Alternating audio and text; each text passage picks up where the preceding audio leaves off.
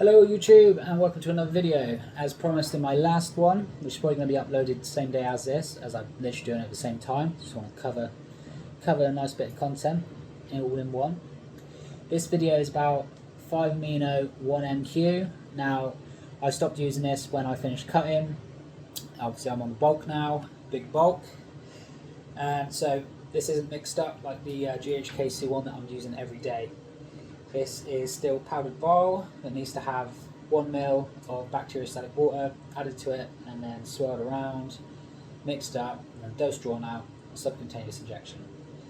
So I've done some notes on this again as well because I want to cover everything with as much detail as possible. So let's start.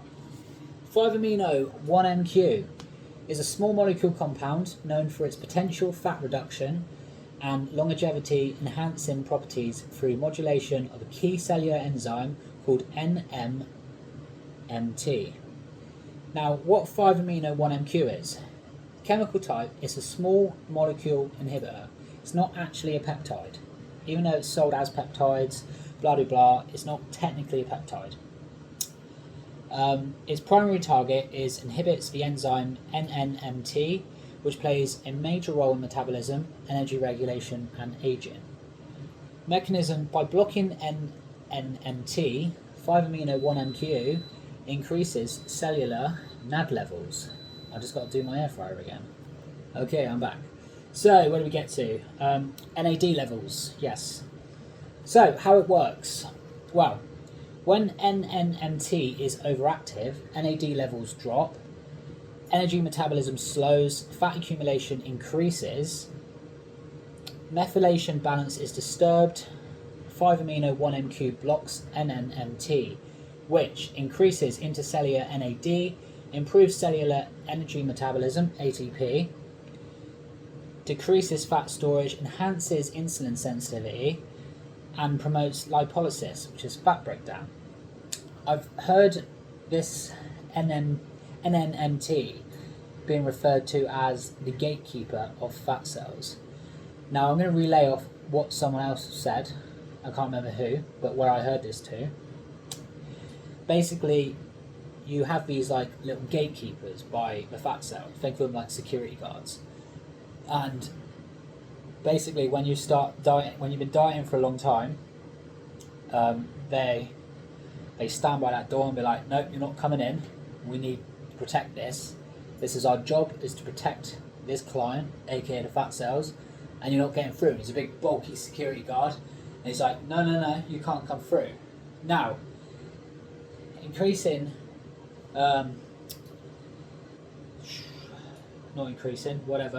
by doing this, inhibiting NMNT, taking away, you're basically picking that guard up and saying, mate, fuck off, not today. You go and find another client because I'm taking this fucking fat cell and I'm going to town on it. I'm going to burn it up and I'm going to fucking eat that shit up, burn it off. I'm going to get lean, I'm going to get fucking ripped, and I'm going to get a 6-pack for the beach in the summer, guys. I'm going to walk around with my 6-pack and I'm going to be like, hey everyone, look at me. Ain't no fucking security guard holding me off. So yeah, that's basically the way to think of it. So most research so far is preclinical, animal and cell studies, but results are quite promising.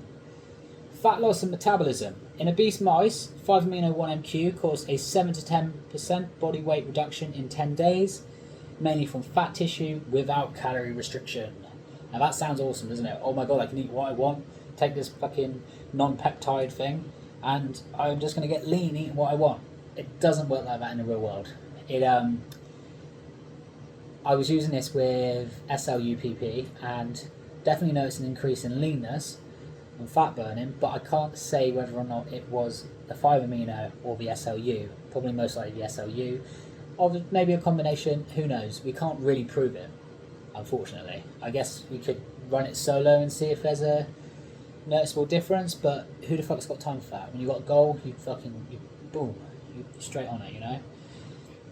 So increased energy expenditure and lipid metabolism in adipose tissue, which is fat, help restore insulin sensitivity and glucose tolerance. So Longevity and cellular health. Higher NAD levels support mitochondrial function, DNA repair, and sirtuin activation, similar to the mechanism of NMN and NR. I have no idea what that is, but I'm relaying off a piece of paper.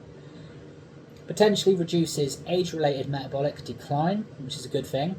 Muscle retention. Some evidence suggests that increased NAD helps preserve lean muscle mass while promoting fat oxidation. Every time I see NAD, I think of testicles. I don't know why, I just do. NADs, hit me in the NADs. Potential benefits based on early data. Fat loss accelerates breakdown of stored fat, lipolysis. Improved metabolism, boosts NAD and mitochondrial efficiency. Enhanced energy levels via more efficient ATP production. That is your energy, is ATP.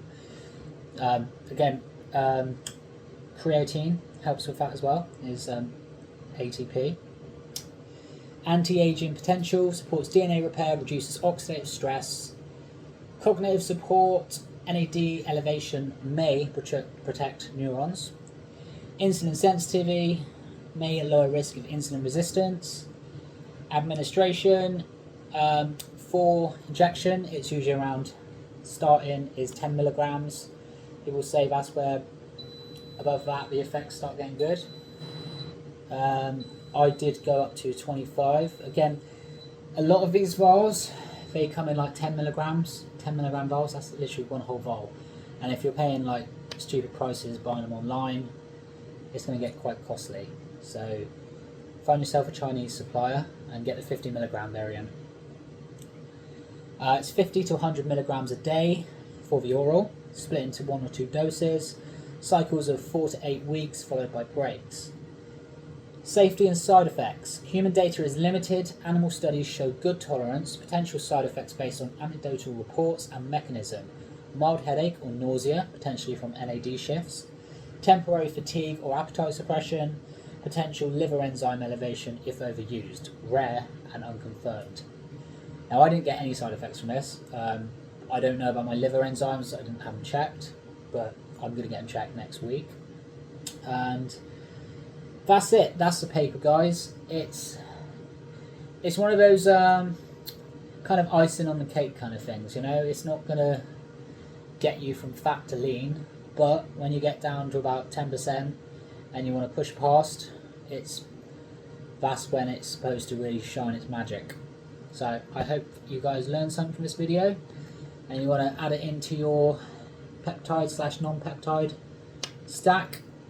Again, 5-amino 1MQ, SLUPP 332 at 100 milligrams or over a day, and hopefully you guys will get some good results of this.